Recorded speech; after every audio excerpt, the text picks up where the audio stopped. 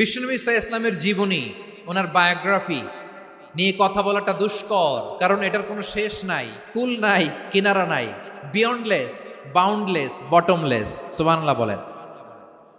কারণ তিনি তো এমন নবী যিনি হ্যাঁ বললে এটা শরীয়তে হালাল হয়ে যায়।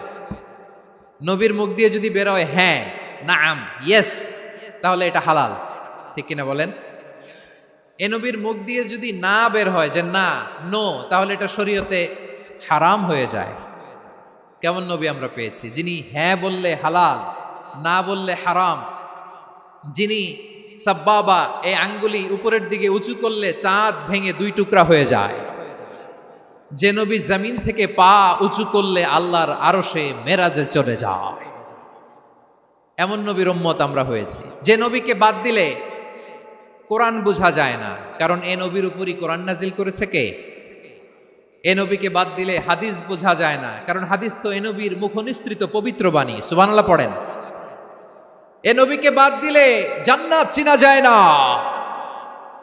কারণ জান্নাত তিনি চাক্ষুষ দেখে এসে আমাদেরকে মেরাজ শেষে বর্ণনা করে শুনিয়েছেন। এ নবীকে বাদ দিলে জাহান্নাম চেনা যায় না, এ নবীকে বাদ দিলে আমার রবকে চেনা যায় না। ঠিক কিনা বলেন?